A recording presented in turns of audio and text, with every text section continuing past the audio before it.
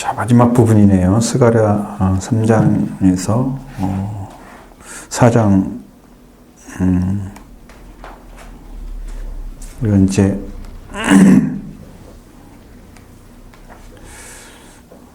마지막 부분을 보시겠습니다. 7번이죠. 7번 페이지는 여기인데 그는 틀려가지고 7번 네 번째 환상이 주는 메시지 말씀은 여기 지난번도 말씀드렸던 기억이 나는데 이 여호수아는 누구를 상징한다고 얘기했죠. 이스라엘 자체를 상징하는 사람이다. 이스라엘이 여호수아가 제사장이었지만 제사장의 자리를 이제 제대로 서서 일하지 못하고 바벨론 포로된 상태에서 뭐가 됐어요? 그가 제사장의 옷도 제대로 못 입고 관도 제대로 못 쓴 그런 사람이 된 것처럼 이스라엘 민족이 이 이스라엘 땅을 떠나서 이제 유대 땅이죠. 떠나서 바벨론 포로가 된 그 상태는 이렇게 더러워진 것을 말하고 있는 거다. 이제 그걸 상징해 주는 거야. 그치. 그건 이제 그을린 나무로 이제 표현을 했는데, 자, 그것이 이제 상징하는 거다. 이것은 성도들을 대표한다고 말씀하고 있습니다. 사실은 우리가 그을린 나무고요. 우리가 그을린 나무입니다. 우리도 회복되게 시켜주지 않으면 우리도 하나님 앞에 쓸 수가 없는 그런 죄인의 모습을 가지고 있습니다. 우리들 다 그런 죄인이죠. 우리도 정결케 해주지 않으면 스스로 정결함을 입을 수가 없는 그 죄는 여호수아가 옷을 갈아입히면서 하나님 뭐라고 말씀하십니까?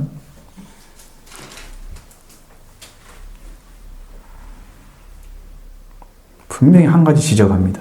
이 죄악을 제거해 버렸다. 그죠? 이 문제예요. 이 문제를 해결해 주셨기 때문에 그래서 산 거예요. 그래서 관을 쓸 수가 있었어요. 이 죄악을 씻어주지 않으면 안 되기 때문에 옷을 벗겨서 아름다운 옷, 정결한 옷을 다시 입혀준 것입니다. 우리도 이제 세상의 옷을 입고 있는 죄인의 옷은 세상의 옷입니다. 하나님을 떠나는 자의 사고, 마음 이런 것들이 다 더러운 옷입니다.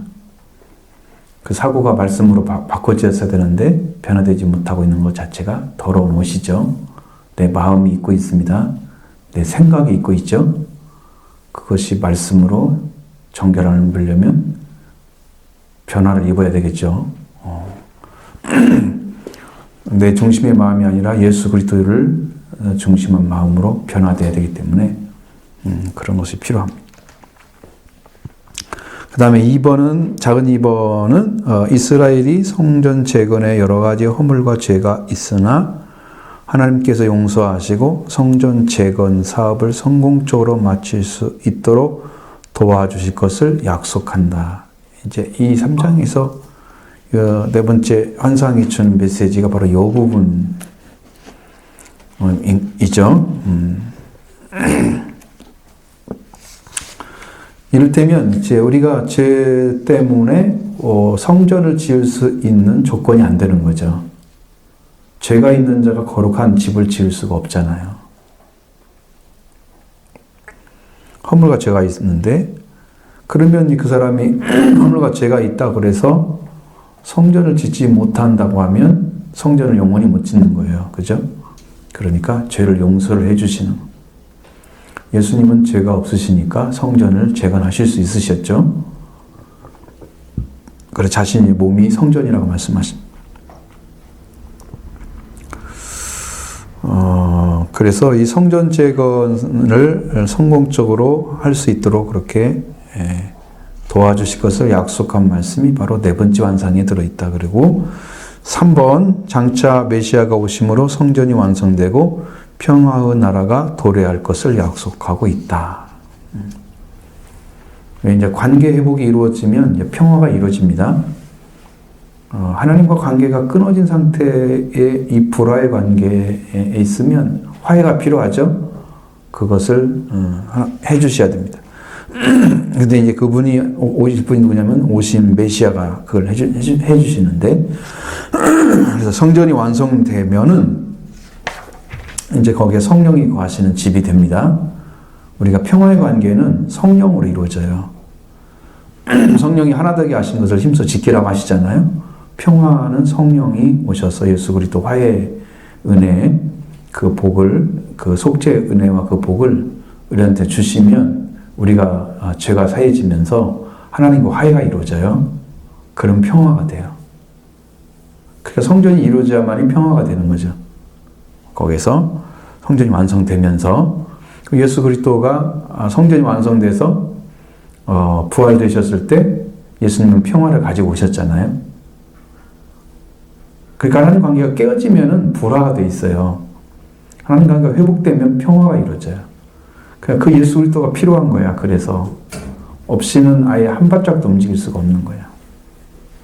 갈 수가 없는 거죠. 아예 인간의 힘으로는 갈 수가 없는, 하나님께 도달할 수 없는 것이 인간인데 그래서 이제 그 부분을 이제 말씀을 하시고 있는 것입니다. 그 만인 제사장에 의해서 모든 성도들은 제사장직을 잘 수행해야 된다. 이건 이제 여러분 이것은 뭐 루터에서 나오는 만인 제사장설입니다. 네. 성경에서 말하고 있는 내용 중에 지난번에 우리 이제 어떤 교수님이 이 세미를 하는데 이건 사람이 이 루터가 언어를 풀 때 잘못 풀어가지고 이게 이렇게 얘기했다. 만제사장이란 말이 아니래. 네, 그래서 나도 그렇게 생각을 했었는데 그분도 그렇게 얘기하더라고. 그러면 이건 원어의 문제인 거야. 잘못 해석하면 모든 사람 제사장이다. 그건 우리가 다 배웠던 건데 옛날에. 근데 성경은 그렇게 말하고 있지 않고 그 산돌같이 지어져서 그 돌로 영적인 회복이 이루어진 사람이 그 안에서 영적인 신령한 제사장이 돼서 그 예배를 드릴 수 있는 신령한 제사장의 역할을 할 수 있도록 영적 예배를 드릴 수 있는 자격이 주어진단 말이에요. 그 모든 사람이 그렇다고 하지 않고 거기에 들어간 사람이 된다는 거야. 모든 사람이 예수를 믿게 되면 다 만인 제사장처럼 그렇게 한다는 말은 안 맞는 거죠. 그럼 영적인 회복이 다 이루어진 그 사람만 그렇죠. 그 제사장 역할을 하는 거죠. 아무나 다른 사람 죄를 용서해달라고 기도합니까? 여러분 그런 기도가 나오나요? 다른 사람이 죄 용서해달라고 막 기도가 막 나옵니까? 가까운 저희 부모 구원받아야 될 대상을 그러니까 이렇게 좁은 범위 내에서 그게 가능하잖아. 맞아. 그냥 그렇다고 해서 그게 막 간절하고 막 그러잖아. 그러니 이제 이것은 우리가 모세가 그 양의 피를 바르라고 한 것처럼 양의 피를 문설주에 바르면 죽음의 사자가 넘어간다 그랬더니 유월한단 말이죠. 죽지 않는 사가 만들어지는. 그러니까 지금 피가 발라진 사람, 예수님의 피가 그러니까 어린 양인데 그 어린 양의 피가 있는 사람들은 피가 그 속죄를 이뤄서 죄를 다 용서를 했기 때문에 그 사람이 죄를 용서받은 사람이 이제 주님께 기름 부음을 받아서 이제 세워지는 걸 말하는 기름 부음 받다는 건 성령을 통해서 세워지면 왕 같은 제사장이 되고 성경에 보면 영적인 제사장이 되고 그렇게 해서 그게 이루어지는 거지. 길을 걷지 않고 아무것도 없는데 당신도 제사장이야. 너도 제사장이야. 이렇게 말을 해주는 건 옳지 않아. 신학교 나온 사람들은 다 목사 자격이 있네. 왜? 예전에 신학교 간다면 대단하게 사명자로 생각을 했어요. 지금은 누구나 너나 나나 다 가요. 교회에서 집사했던 여자들이 다 가가지고 목사 되려고 그러고 다녔어요. 그래서 이제 진짜 목사가 되기 싫어가지고 너무너무 뺑뺑뺑 하나님께 돌려가지고 결국 안 갈 수가 없어서 억지로 가서 갔는데 그 사람이 바라보는 시각은 안 갈 여자 목사들이 너무 많다. 집사도 대단한 것들이 목사하고 있다고 막 그래. 그러니까 여러분 그게 부끄러운 일이지. 목사가 중요한 게 아니잖아. 영적 위치를 찾는 게 중요하죠. 그러니까 그런 것들은 우리가 중요하게 여기면 안 된다. 앞으로 이제 가치가 많이 떨어질 겁니다. 그 대신에 목사 위기 때가 옵니다. 왜냐하면 신학교가 이제 미달이 되고 막 그래요. 그 목사님이 배출되는 사람이 없어져. 교회도 따라서 없어질 거예요. 그러다 보면 목사가 품귀 현상이 올 거예요. 목사가 없어져서 교회를 담임하지 못하는. 지금 일본은 진작부터 그랬는데 일본 사람들이 목사가 되는 사람이 없어가지고 한국 사람이 담임 목사를 한대. 거기 가가지고 일본어 아는 사람들이. 거기는 아예 안 나오는 거예요. 신학생 자체가. 그래서 우리나라에서 선교사들이 많이 파송이 되긴 하잖아요. 아니, 우리나라 간 사람들이 하는 건데 그 사람들은 영적인 건 안 가르치고 거의 성령이 없는 성경 지식을 중심으로 가르친대요. 그러니까 감동도 못 받고 그리스도는 이렇게 살아야 돼. 그런 게 이성적인 것만이 이어지니까 열정이 안 생기는 성령의 역사가 없는 거야. 그런 게 잘못된 완전한 이제 그 이성적인 신앙만 키워주는 그런 목사들이 일본 목사들에게 굉장히 지적이에요. 한국의 목사님보다 훨씬 뛰어나요. 근데 영적인 게 없어요. 그것이 문제예요. 영을 빼버리고 설교를 하는 거야. 그게 심각한 문제죠. 이런 문제이고, 그리고 만제사장에 대한 얘기는 모든 성도 다 감당해야 된다. 이게 지금 보통 학설이란 말이죠. 일반 학설이니까. 이게 되지가 않는데 돼야 된다고 말을 하는 자체가 이상한 거지. 저는 이 만인 제사장직이 우리가 예수님을 믿으니까 하나님한테 나아갈 수 있는, 예수님으로 인해서 나아갈 수 있는 그 길을 열어주셨잖아요. 그 위치가 만인 제사장으로 그렇게 일을 했거든요. 그게 그런 것은 제사장이라는 위치는 반드시 이제 일하는 처소가 달라야죠. 제사장이라는 위치는 그냥 누구나 될 수 있다. 그런 것은 예를 들면 목사님이 되는 길도 그 코스를 밟아서 되는 것처럼 성도들도 영적인 어떤 위치를 거쳐서 그 길을 가야만이 제사장으로서 역할을 할 수가 있는 거지. 왜냐하면 회복이 안 된 사람이 제사장을 할 수 있다. 하나님께 나간다는 의미는 개인적인 신앙의 의미지, 제사장이라는 의미는 나간다는 의미가 아니고 제사를 드려준다는 의미야. 제사장의 역할은 자기를 위해 제사를 드리는 것은 하나님께서 죄가 있는 사람이기 때문에 드리기로 했단 말이에요. 구약에서는 제사장도, 그 다음에 족장들도 평민들도 다 제사를 드려가지고 죄를 용서받게 했단 말이에요. 왜? 죄 있는 사람이 제사장이 됐기 때문에 그런 거죠. 그런데 이제 죄를 씻음 받았어. 죄가 없어졌어. 그 사람이 제사장이 된다고 하면 그 사람은 죄를 위해 드릴 필요가 없잖아, 이제. 자기 죄를 위해서. 그러면 누구만 죄를 위해서 드리는 거야? 죄인들을 위해서. 그러니까 그 사람은 그 위치가 있어야 될 거 아니에요, 영적으로. 그죠? 그리고 구약에서도 제사장의 역할을 한 분들은 혈통으로 관리했잖아. 지금은 영적인 혈통이 있어야 되는 거지.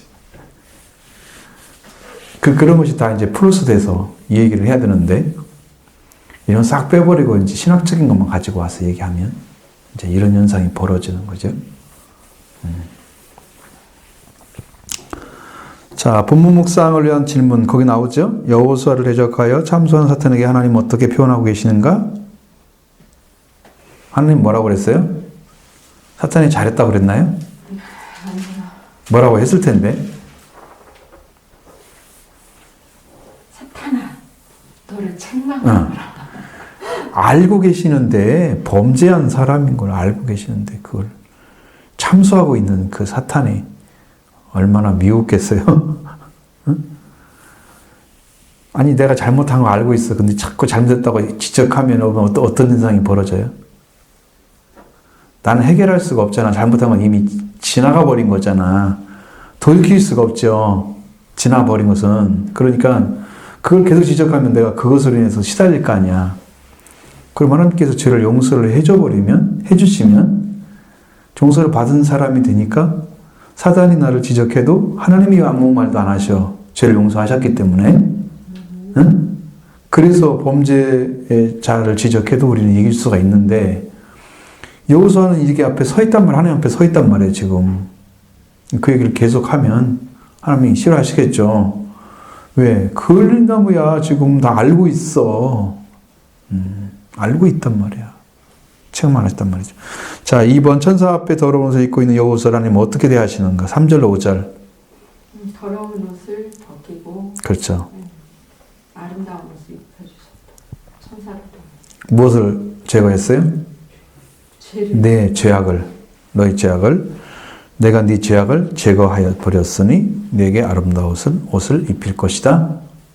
그렇게 하시고 정결하는 관을 씌우시고 옷을 입혀주신 게 이제 그거죠.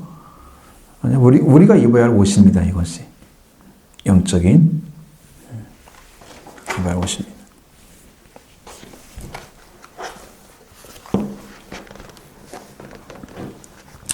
그 다음에 3번 하나님께서 여호수아에게 요구하신 것이 무엇인가? 다시 약속한 것이 무엇인가? 7절에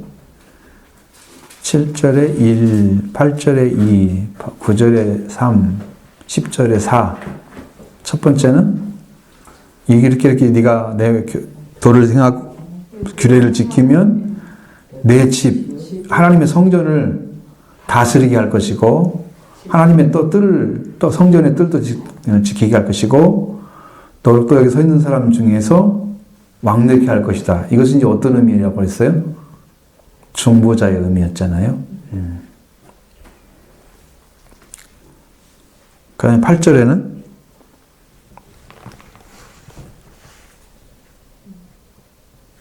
네 동료들의 말을 들어라 그랬죠. 들을 것이니라. 너희 아들은 이들은 예표의 사람들이라 그가 내 종 싹을 나게 하리라. 그러니까 예표의 사람들에 의해서 싹이 나오는 거죠. 싹. 이거는 순이라고 그랬죠. 순입니다. 예표의 사람들. 예표의 사람들이 뭐가 돼서 예표가 되어져서 그 다음에 이제 그 다음에는 진짜가 나오는 거지. 이게 싹이란 말이에요. 순이 나오는 거죠. 그러니까 우리가 다윗이 그리스도의 모형 뭐 이렇게 말하잖아요. 예표가 되는 사람들이잖아요. 그건 다윗이 메시아는 아니야. 근데 다윗의 보잖아. 다윗이 다 찾아낸 다윗의 별, 다윗의 열쇠, 다윗을 통해서 가진 것들 너무 많잖아요. 그러니까 예표의 사람이 될 수 있어. 그렇게 말하면 와 같은 사람들이 있을 건데 그 다음에 이제 9절 돌 나오죠. 여호수아 앞에 세운 돌을 보라. 한 돌에 눈이 7이 있었다.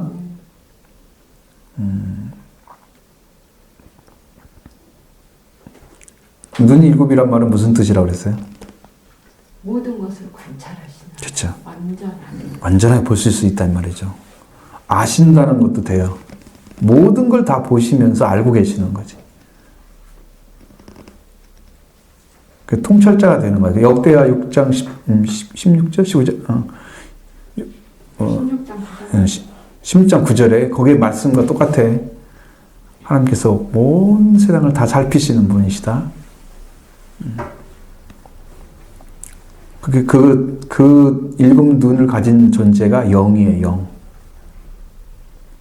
돌도 되고 영도 돼요. 하나님의 일곱 영이에요.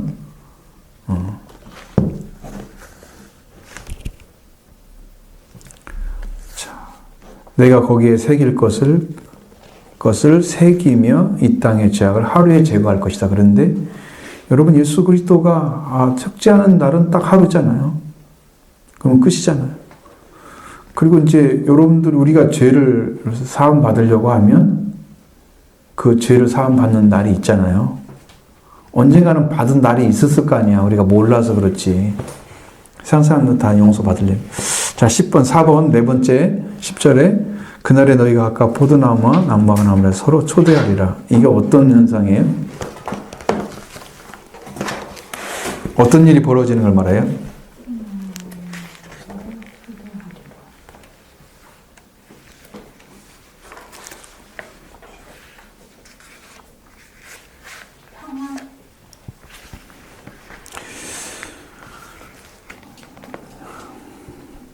여기를 안 한 것 같아 보니까. 10번.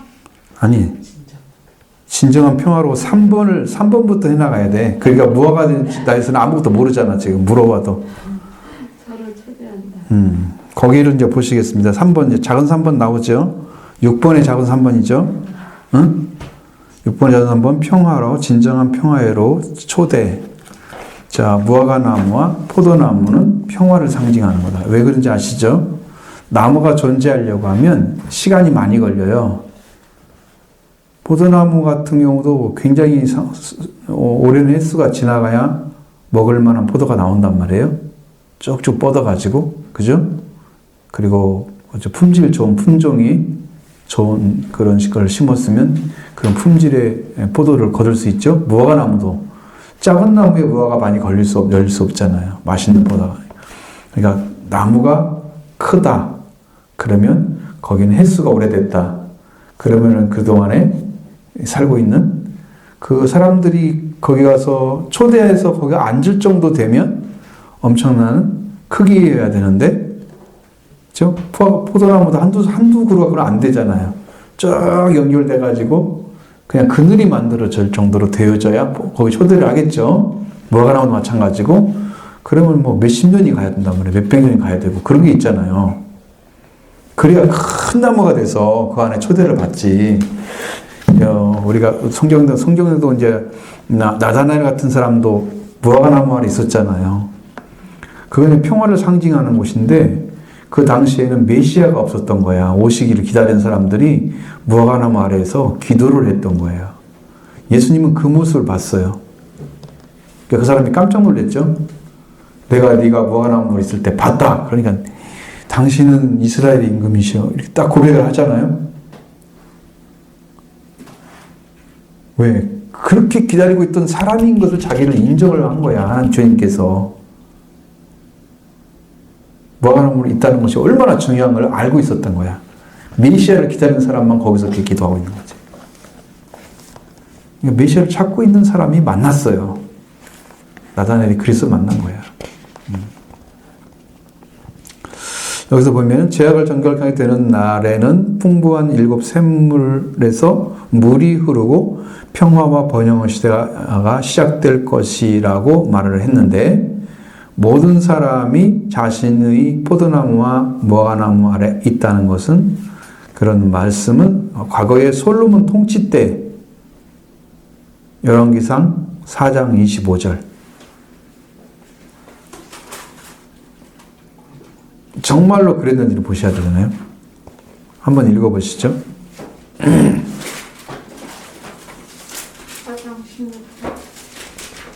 4장 25절. 솔로몬이 사는 동안에 유다와 이스라엘이 단에서부터 베르사베까지 각기 포도나무 아래와 무화과나무 아래에서 평안히 살았더라. 이게 딱 나오잖아요. 성경이 이미 증거를 하고 있죠. 왜냐면 평화의 시대니까. 솔로몬 때, 다윗 때도. 그 다음에 미래에 오실 메시아에 대해서도 미가서 4장 4절.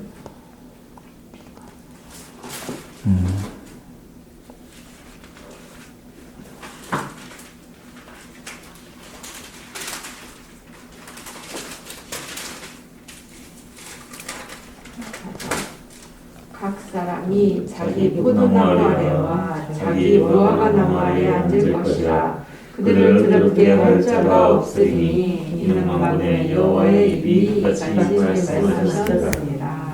자, 이 아래에 세워져서 살았던 사람들의 평화를 뺏어갈 수 없죠. 왜? 하나님이 세웠기 때문에. 만약에 이제 우리 교회를 하나님께서 선택하셔서 정확하게 세워버리면 사람들이 손을 댈 수가 없게 만드실 거예요. 강력한 능력을 가지고 지금도 저한테 계속 감동을 주시는 건, 너 이제 지금도 되기를 원하시지만 주님이 통치하기를 원하고 계세요, 교회를. 자, 가까이 오셨으면 말씀하십니다. 요한복음 1장 48절 50절 아까 말씀드린 것처럼 거기 나오죠.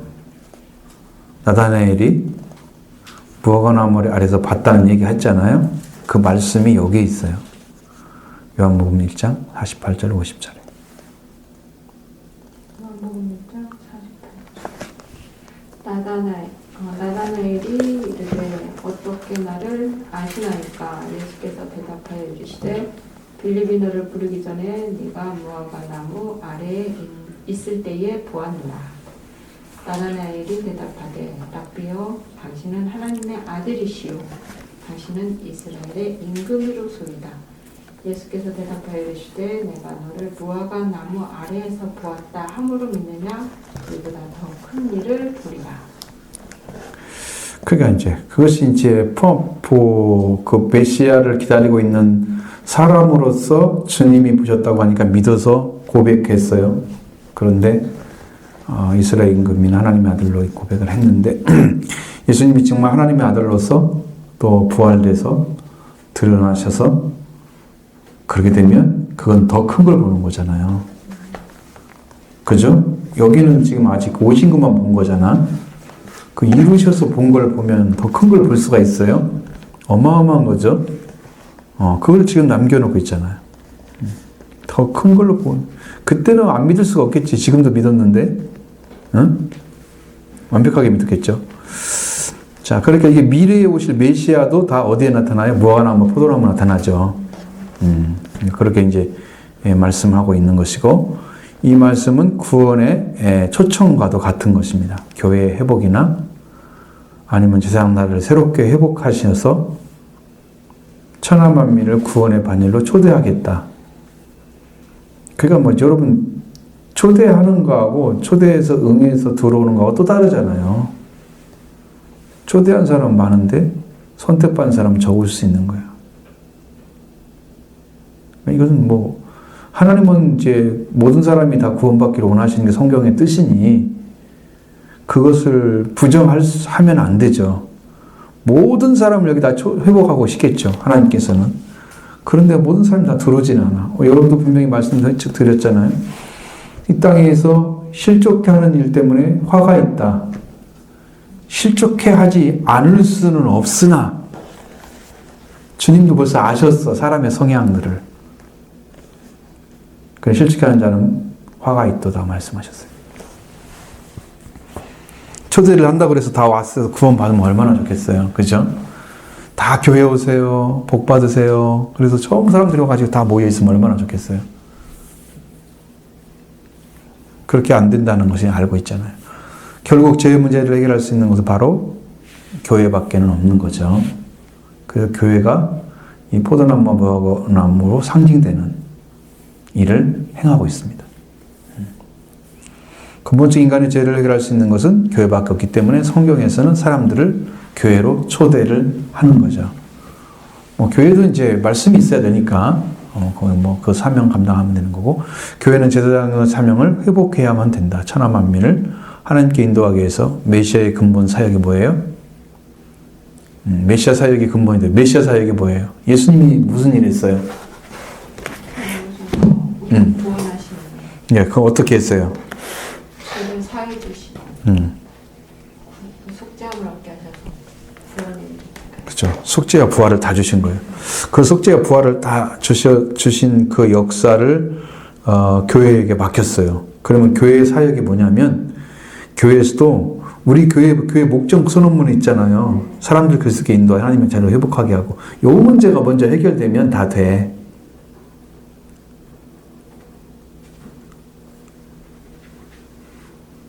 죄사함이 안 되니까 아무것도 안 벌어지잖아, 일이. 그죠? 죄사함을 했다고 딱 은혜를 받았으면 그냥 여러분이 이제는 조금 더 무겁게 받아들이셔야 돼요. 그 시점이 됐어요. 하나님께서 일하실 때가 왔어요, 이제. 확실히 이제 잡혀지는 게 있어. 옛날에는 그냥 뼈만 있었어. 지금 살이 만져져. 이게 사람이 이제 성령하는구나. 그래야 성령이 들어가지.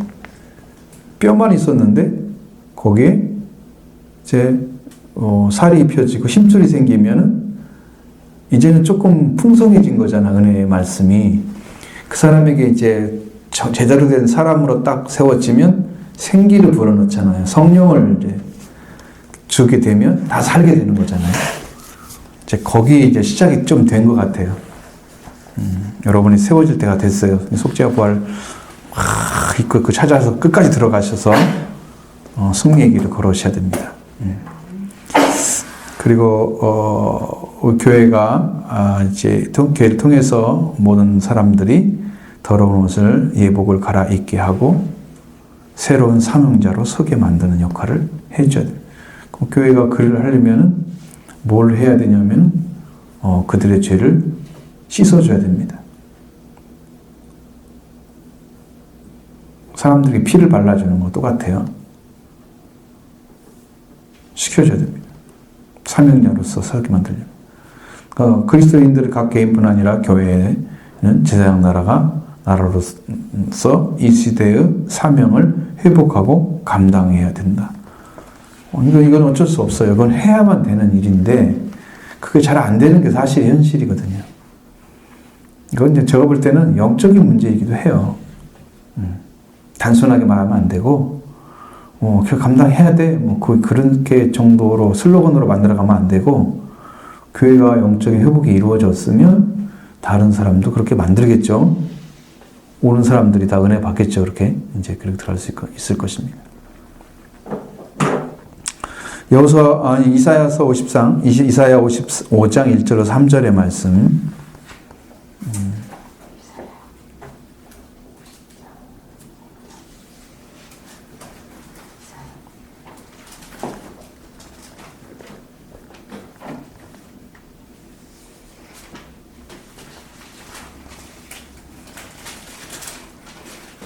몇 장이에요? 55장. 55장. 3절. 너희는 귀를 기울이고 내게 나아들이라. 그리하면 너희의 영혼이 살리라. 내가 너희를 위하여 영원한 언약을 맺으리니 곧 다윗에게 허락한 확실한 은혜입니다. 이제 하나님께서 초청을 하시잖아요. 지금 모든 목마른 자들라 물로 나오라 그랬잖아요. 네. 사실은 모든 사람들이 목마른 자예요. 누구누구가 아니고 다 목마른 사람이에요. 하나님 없이 살아갔잖아요. 하나님이 물이신데 하나님께 나와야 돼요. 돈 없는 자도 오고 사서 먹되 돈 없이 값 없이 와서 포도주와 젖을 사라. 사서 먹되 돈 없이 값 없이. 우리한테 요구하는 대가가 없다는 거야. 이 물을 마시는데. 돈 없는 자 사서 먹을 수 있어. 돈 없이 값 없이 포도주와 젖을 다 파니까. 자, 이것을 사야 되고 양식 아닌 것을 위하여서 은을 달아주고 배부르지 못할 것을 위하여 수고하는 이런 일은 하지 말라는 거죠. 이것을 빨리 끝쳐줘야 한다는 거야. 어디를 향해서 가기 때문에 목마르니까 물을 향해서 가야 되기 때문에 그 일을 빨리 끝쳐야 된다는 거예요. 그리고 내게 듣고 들을지어다. 하나님의 음성이 들려오면 여러분 그 물을 다 마시게 되는 거예요. 하나님의 음성은 양식이에요. 하나님의 음성은 여러분에게 풍성한 양식이에요. 그래서 그 양식을 먹고 마시면 배불러요. 배고프지 않아요. 듣고 들어야 돼요. 그래야 하면 좋은 것을 먹어요. 그러니까 하나님의 말씀이 들려오면 많은 사람들이 양질의 영의 양식을 다 먹고 마시게 되는 거예요. 너희 자신들이 기름진 것으로 즐거움을 얻으리라. 기름졌다고 하는 것은 여러분 영양가가 있는 거잖아요. 우리의 영적인 부분이 살아나는 거죠. 아무리 먹어도 영양소가 부족하다. 기름이 안 좋다. 성경에는 기름진 것을 상징하는 게 있어요. 그것은 이제 이 땅에서 우리가 생각하는 그런 기름진 게 아니고 영적인 양식을 가리키는 거예요. 영적인 양식이에요.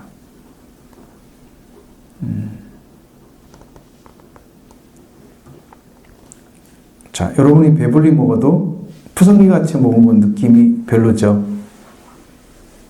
기분 나쁘진 않지만, 근데 거기다 예를 들어서 고기를 사서 먹으면 훨씬 더 포만감을 갖게 되잖아요. 그런 느낌 한번 생각해 보시면 좀 이해가 될 거야. 응? 똑같은 걸 먹어도 그러니까 영적으로 하나님께서 주시는 말씀이, 생명의 말씀이 이제 이렇게 세상 사람들이, 이제 많은 사람들이 이제 하나님 말씀을 듣거나 아니면 하나님 음성을 듣는다고 얘기한단 말이에요.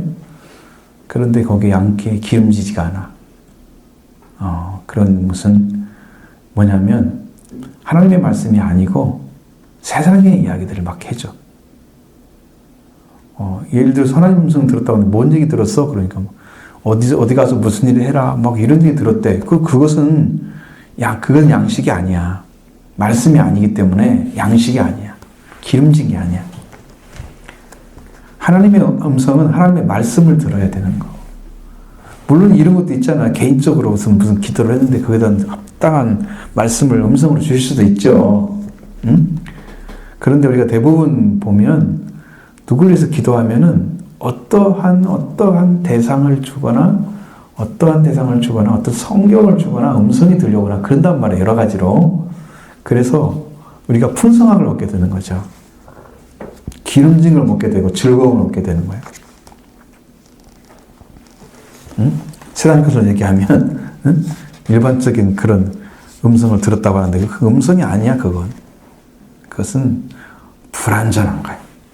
인간의 말로 한 게 아니고. 너희는 귀를 기울이고 내게 나와 들으라. 자, 누구한테 요청하는 거예요? 목마른 사람들에게 요청하는 것입니다. 자, 그래서 음성이 들려오고 들려오면 너희 영혼이 살 것이다. 우리 혼이 살아나는 길은 혼을 하나님이 창조하셨잖아요.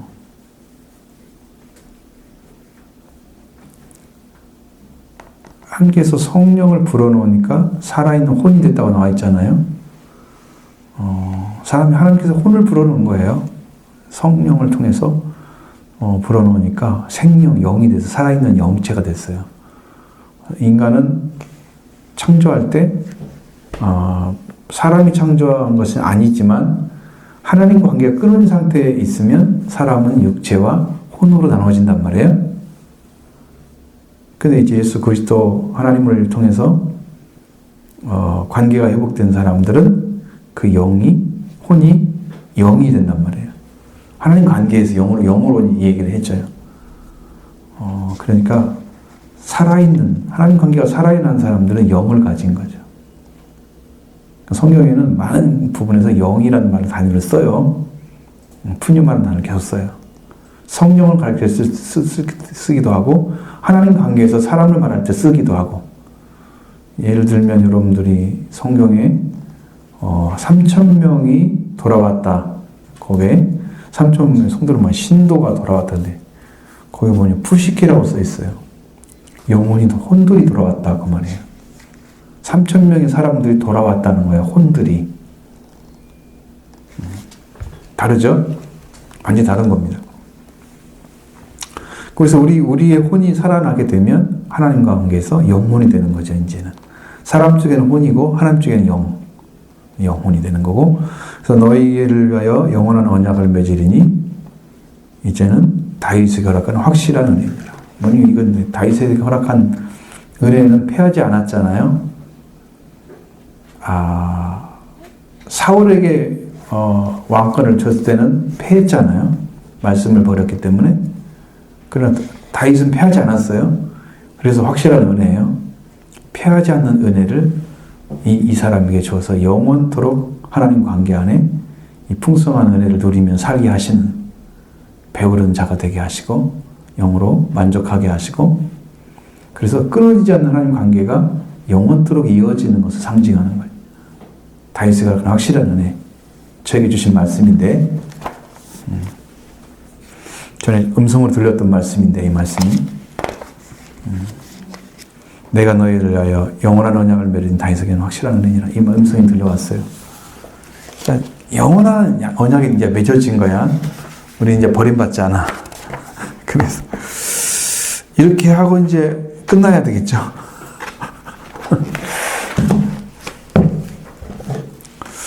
자, 5번으로 넘어가겠습니다. 그럼 한 이제 10분, 15분 정도를, 한 20분 정도면은,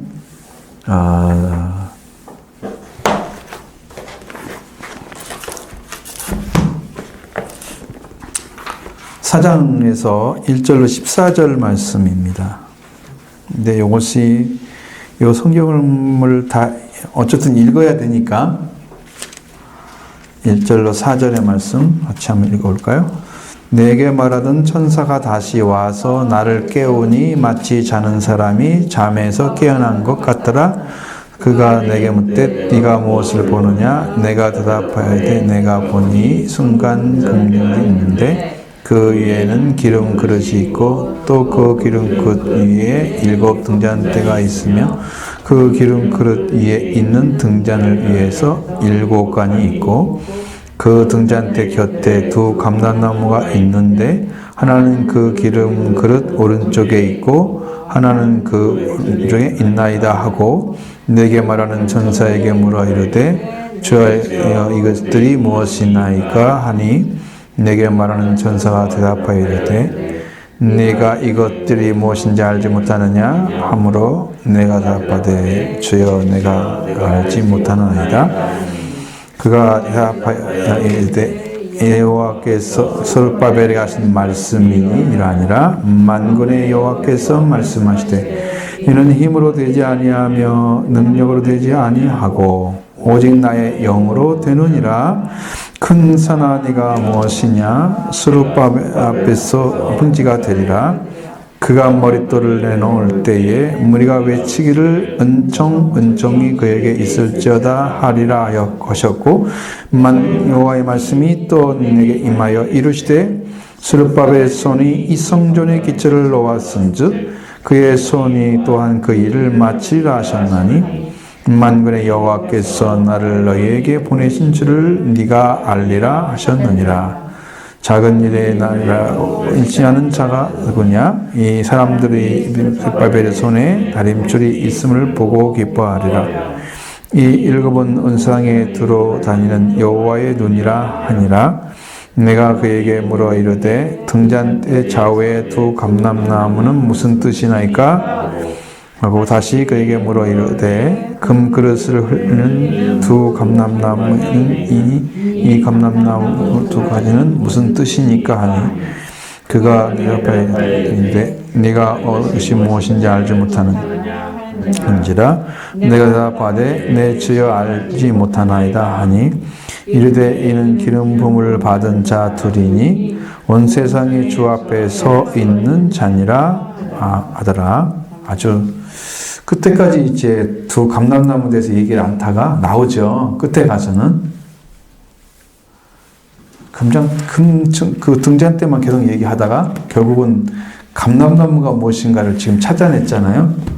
이제 그 사람이 어떤 역할을 하느냐, 그것은 하나님께서 세운 자라고 볼 수 있는데, 자, 3장과 4장은 이스라엘 공동체가 종교적 또는 정치적 질서를 어떻게 새롭게 갖춰 갈 것인가 대해서 그에게 이제 그렇게 그림처럼 나타나고 있죠. 그려지고 있습니다. 대제사장이 정결케 되어서 하나님 앞에 다시 설 것이다. 3장에 나온 말씀이잖아요. 이와 더불어서 다윗의 후손인 스룹바벨을 통해서 성전 건축이 완성될 것이다. 그럼 제사장이 준비되었고 그 다음에 이제 성전이 이루어지는 거잖아요. 그렇죠? 이것은 2 직분이 새롭게 회복된 이스라엘 공동체 안에서 중요한 역할을 감당하게 되는 것을 이제 선포하고 있는 것입니다. 하나는 뭐예요? 하나는 제사장이 세워지고 또 하나는 성전, 성전 건축이 스룹바벨을 통해서 이루어지는 거죠. 둘이 합쳐서 화해가 이루어져야 돼. 하나가 돼야 돼.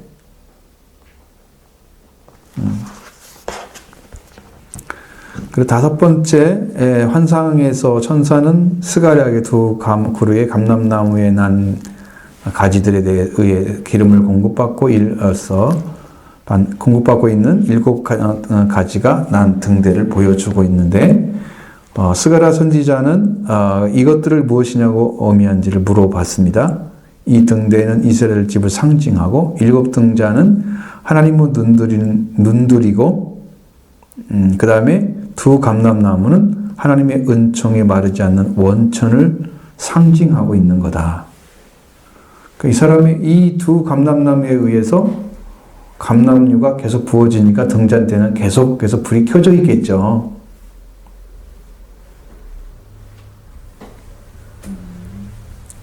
이것은 이 2 직분이 새롭게 회복될 이스라엘 공동체에 대한 이야기인데, 자, 스가랴 선지자는 이걸 뭐라고 얘기하냐면은 이것들이 무엇이냐고 물어봤을 때 이렇게 얘기합니다. 2 감람나무는 하나님의 은총에 마르지 않는 원천을 상징한다. 근데 이 등대의 좌우편에 있는 2 감람나무는 당시 대제사장 여호수아와 총독 스룹바벨을 상징하고 있습니다. 등대 좌우편에 있는 2 감람나무 말씀드렸죠? 그 감람나무가 당시 대제사장 여호수아와 총독 스룹바벨을 상징하는 것입니다. 그들은 하나님의 성전의 건축을 위해서 여호와의 영으로 충만된 기름 부음을 받은 사람들이었다. 하나님이 세우신 거죠. 죄악 사해 주시고 옷도 입혀 주시고 관을 씌워 주셨어요. 제사장 됐죠. 스룹바벨 앞에 걸려져 있는 모든 문제를 하나님께서 처리하시잖아요. 스룹바벨 앞에 큰 산이 아무것도 할 수 없다. 하나님의 영으로만 되어질 것이다. 사람의 능이나 힘으로 되는 게 아니다. 여호와의 영으로, 하나님의 영으로 된다.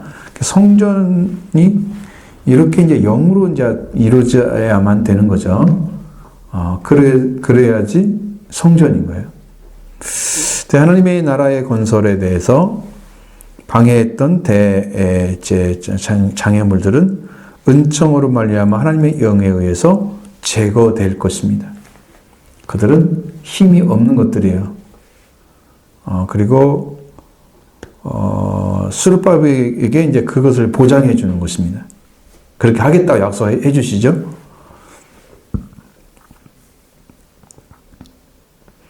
그래서 스룹바벨은 말할 수 없이 웅장한 성전의 완성을 볼 특권을 부여받았습니다. 하지만 분명한 것은 여호수아와 스룹바벨은 장차 도래할 메시 왕국의 제사장과 영원한 통치자의 예표에 불과한 것입니다. 이 사람들이 전체가 아니에요. 예수 그리스도가 이루는 성전, 제사장, 이게 완전한 거예요. 이게 예표의 사람들이 다 그래서. 이 사람들도 메시아가 오면 싹이 나온다고 했잖아요. 진짜가 이제 태어나기 시작하는 거예요. 그 사람들이 앞에 나타난 다음에 진짜가 나오는 거예요. 그들은 이제 그림자에 불과한 거죠. 이런 모습일 거야. 이렇게 보여주는, 약간의 모습만 보여주는. 그래서 이렇게 본 환상은 대제사장으로서 그리고 왕으로서 오실 메시아를 보여주는 예언이라고 할 수 있습니다. 자, 첫 번째 이제 1번, 작은 1번 나오죠? 두 환상, 4장 1절로 3절의 말씀, 순금등대.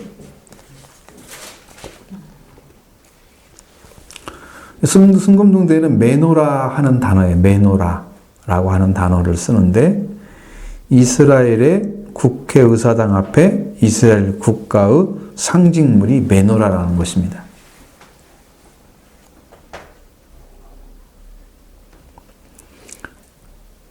요한계시록은 이제 우리가 자꾸 이제 등잔대라고 안 쓰고 촛대라고 쓰고 있습니다.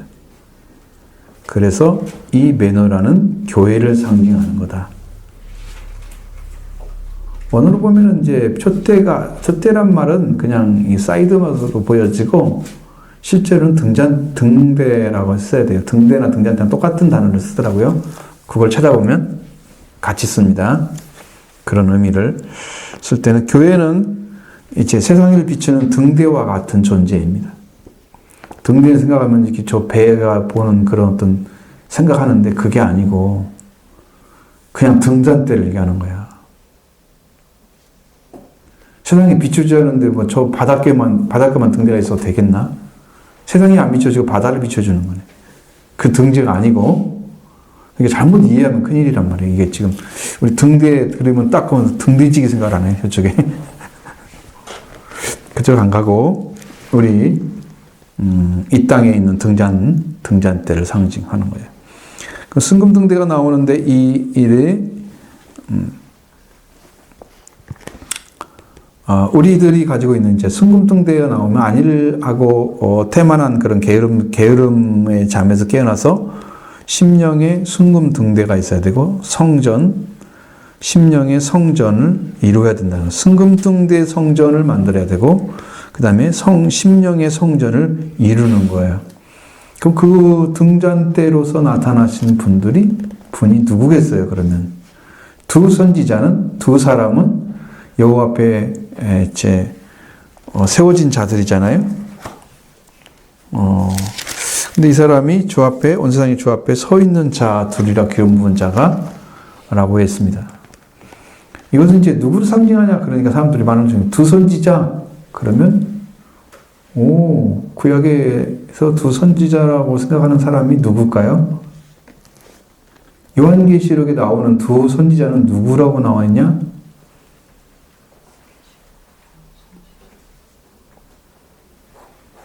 이해가 되든 안 되든 성경을 많이 읽어봐야 돼. 요한계시록도 텅 모르면은 텅 가르칠 수가 없어.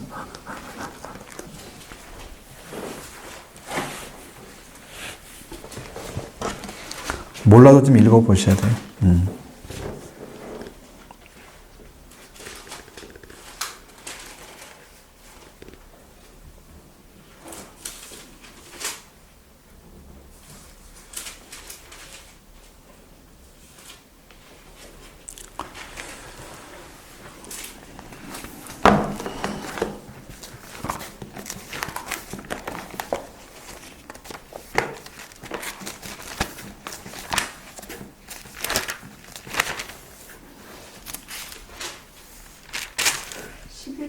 그 주님에서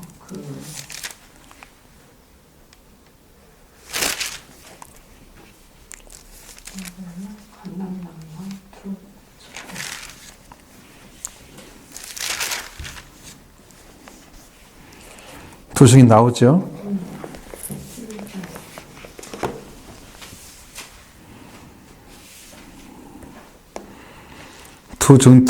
등대죠. 촛대라고 써 있죠? 촛대가 등대란 말이에요. 등단대나? 그러니까 이 사람들이에요. 여기 선지자. 두 선지자, 두 감람나무, 두 증인. 바로 이 사람들을 상징하는 거예요. 스가랴에서 가지고 온 거예요. 스가랴에서. 이미 나와 있는 사람들, 하나님 앞에 서 있는, 여호와 앞에 서 있는 자들이다. 하나님께 은총을 입고 그런 위치를 지금 찾은 사람들. 그러니까 두 증인이나 두 감람나무나 두 촛대는 같은 것을 상징하는 건가요? 그러니까 그것은 이제 다 어떤 사명을 지금 상징하는 거예요. 사명을. 자, 감람나무라고 했을 때는 감람나무에서는 기름이 나오잖아요. 성령이 충만한 사람들 있어야 되겠죠? 두 증인도 여러분 사람이 이제 성경으로 말하면은 사람이 어떤 일을 봤어 목격을 했어 그 사람이 진짜인지 아닌지를 확인하려면 한 사람의 입 갖고는 말이 안 되고 두세 사람의 증인으로 확증을 하기로 했잖아요. 최소한 두 명이 있어야 되는 거야. 그래 두 증인이 필요하죠. 하나님에 대해서 말씀할 때도 두 증인이 있어야 돼. 두 증인 필요하죠. 두 선지자도 하나님 말씀 받은 사람이 똑같은 말을 해야 돼. 응? 이 사람은 말을 잘하고 저 사람 말 다르면 안 돼. 두 증인이 필요하죠. 두 선지자도 필요하고. 그러니까 이게 지금 사명에 대한 얘기죠. 사명. 근데 꼭 둘이란 말을 사용했다는 거죠. 기름 부은 자라고 그랬잖아요. 이제 14절에 그럼 기름을 부었다고 하는 의미는 세웠다는 거예요. 하나님께서 구별해 세웠다는 것입니다. 성령으로 세웠다는 거죠. 우리가 바울하고 바나바가 세워질 때 뭐라고 그래요? 성령으로 하나님께서 그들을 따로 세우라. 세웠죠? 그게 이제 사도행전 13장에 나온 것처럼 성령으로 따로 세우시는 사람들이에요.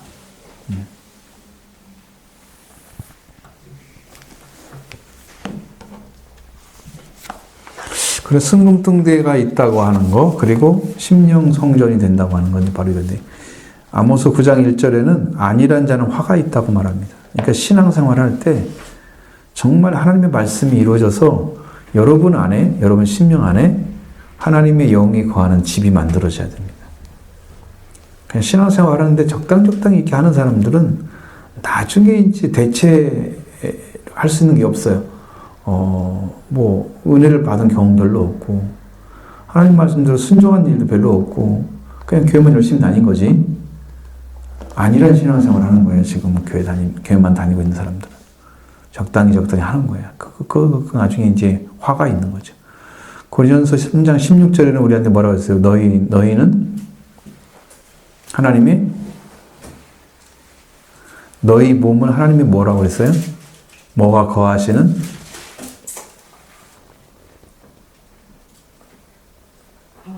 하나님이 영이 거하시는 성전. 그렇지. 하나님 영이 거하시는 성전이야. 영이 없는 성전은 가짜지, 가짜. 응?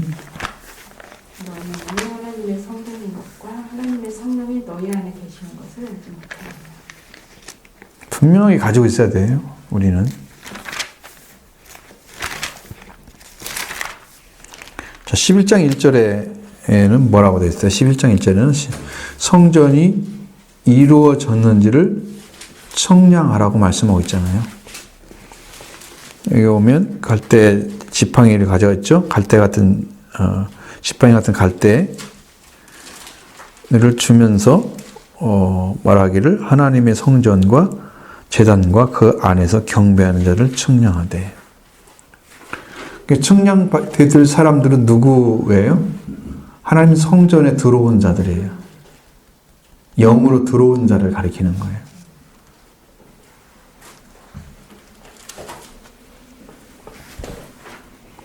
들어오지 못하게 지금 하신 분들 하시지 않잖아요. 다 들어오라고 하시잖아요.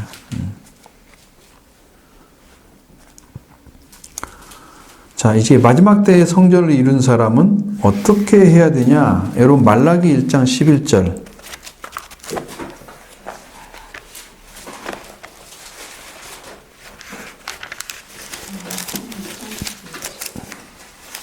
말라기 1장 11절.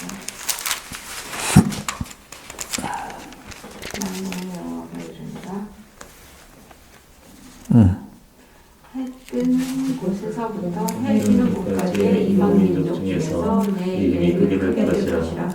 각처에서 내 이름을 위하여 기념하며 깨끗한 제물을 드리리니 이는 내 이름이 이방 민족 중에서 크게 될 것이니라.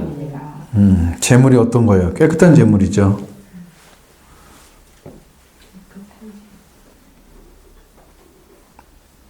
제물을 드릴 때로 하나님께서 얼마나 구원을 많이 하세요. 흠없고 점없는 것들이라고 그러잖아요. 예수님이 흠없고 점없는 어린 양 같은 보배로운 피로 우리를 샀다고 그랬죠. 그러니까 예수님이 제물이 되신 것은 그런 종류의 깨끗한 걸 드려야 돼. 우리도 하나님께 깨끗한 걸 드려야 되는 거예요. 제물 드릴 때. 이제는 살아있는 제물이 돼야 되는 거죠. 산 제물로 드려라. 너희 자신을.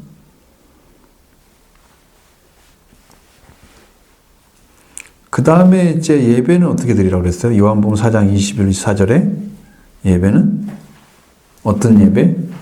하나님 찾으시는 예배.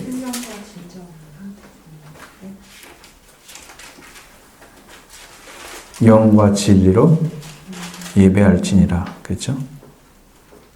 영과 진리로 드린 예배. 그러니까 하나님을 중심으로 한 예배가 이루어지는 거예요. 그리고 마음의 성전이 이루지 못하면 이사야서 1장 1절로 14절의 말씀인 것처럼 뭐라고 써 있어? 거기는 마당만 밟고 다닌다. 많이 읽을 필요 없어요. 거기 내용 자체가. 꼭 우리가 막 봐야 돼요. 1장 10절로 14절의 말씀에서 헛된 재물을 드리고 모여서 악을 행한다고 하나님은 말씀하시는 거예요. 그러니까 열심히 하나님을 섬기는 것처럼 하지만 마음이 떠나간 사람들이 하는 행위는 그게 지금 하나님이 받으실 수가 없어. 왜? 제사를 드리는 의미가 뭔데?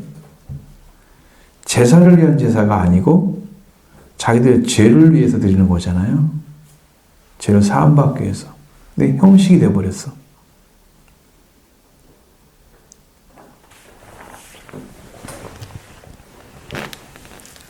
딱 여기까지만 하겠습니다. 성금등대의 상징적 해석 이것만 말씀드리고 이건 이제 다 할 수가 없으니까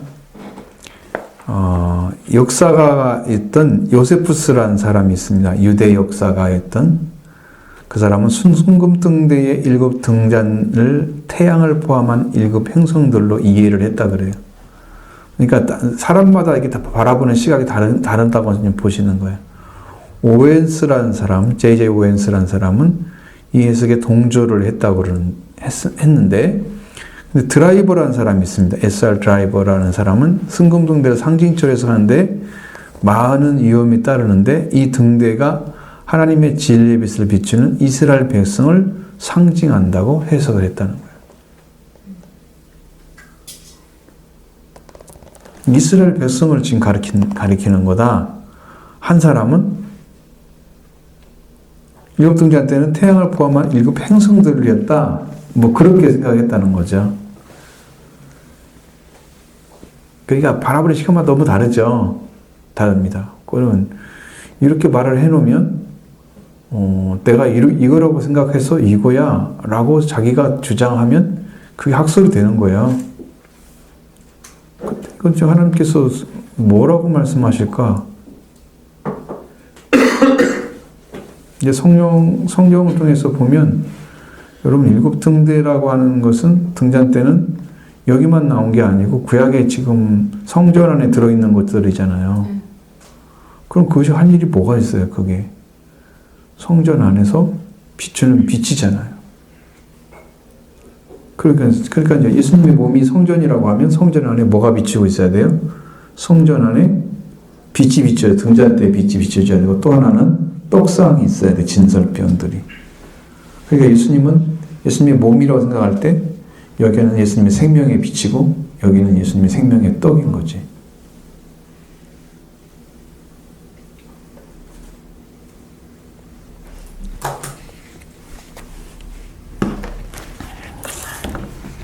그리고 완전하게 이제 들어가게 되면 이제 거기에는 이제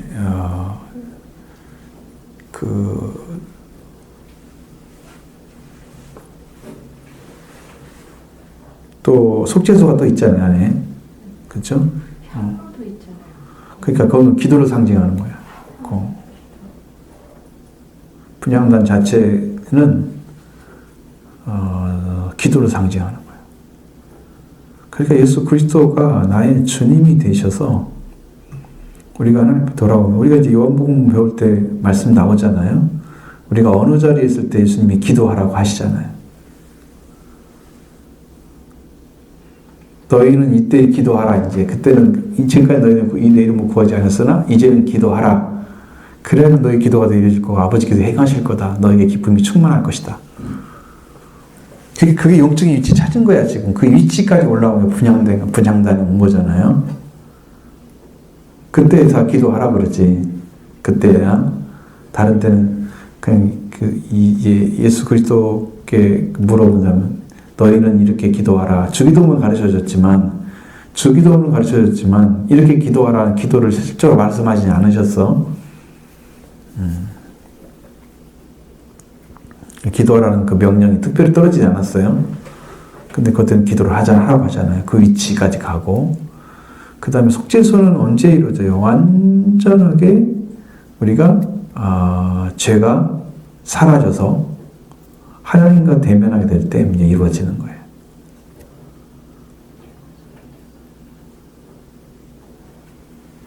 더 이상 죄를 묻지 않는 죄에 대해서 이제 우리가 좀 처음부터 죄를 묻지는 않으시지만 왜?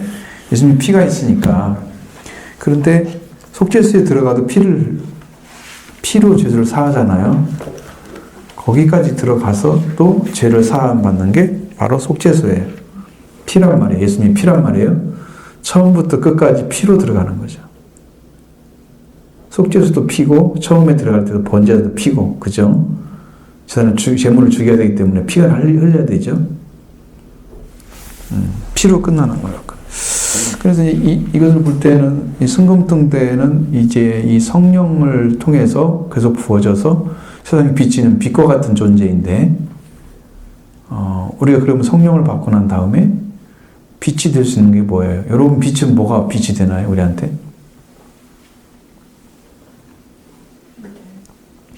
예수님이죠. 예수님 오시는데, 예수님 나한테 오셨어. 예수님 나한테 오셨는데 내가 어떻게 빛이 돼요? 우리가 어떻게 빛이 되냐? 너희는 세상의 빛이니 내가 빛이 어떻게 돼? 그리고 예수님이 성령을 받아서 예수님이 제자가 됐을 때.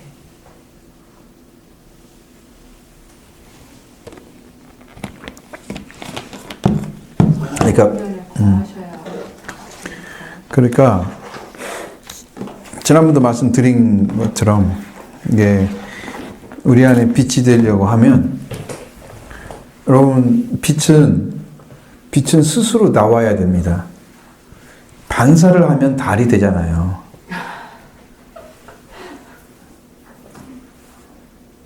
자기 안에 말씀이 없어. 하나님의 말씀이 빛이에요. 말씀이 있는 자만 빛이 나와요. 예수님은 세상의 빛이죠. 근데 뭐라고 나와 있어요? 태초에 말씀이 계셨다고 그랬잖아요. 이 말씀이 생명 안에 사람들을 비치는 빛이 있었다고 그랬죠. 그게 말씀이 계셨기 때문에 그런 거죠.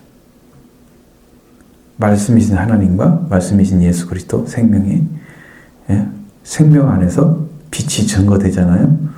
근데 예수님이 내 안에 생명으로 비치는, 그럼 내 안에 예수님의 생명의 빛이 딱 들어와 계시면 내가 빛이 되는 거예요.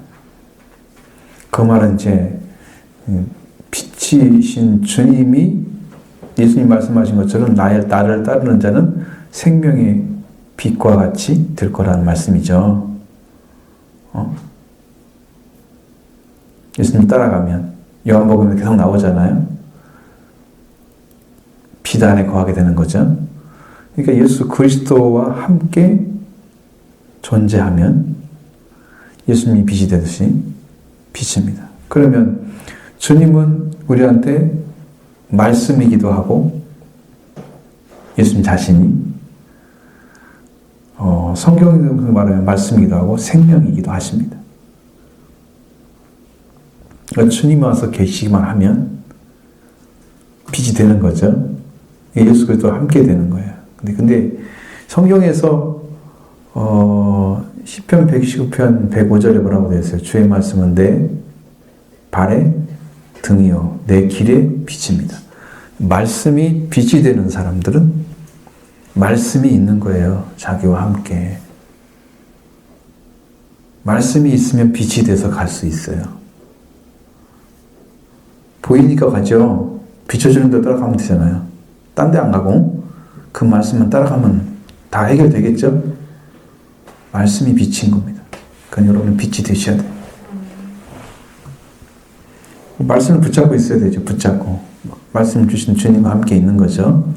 그 말씀도 주님이시고 말씀 주신 분도 주님이시고. 응? 어쨌든 그렇게 이해를 하시는 게 좋을 것 같아. 왜냐면 여기가 너무 꼬아놨기 때문에 제가 얘기를 해준 거야. 이렇게 이해를 해가지고는 헷갈려서. 대체 이분은 이제 해석을 리얼하게 했기 때문에 이렇게도 말을 하더라. 한 가지만 주장하지 않고 다 얘기해줘서 오히려 더 낫죠. 응? 자기 생각만 얘기했으면 또 안 되잖아요. 자, 마치겠습니다.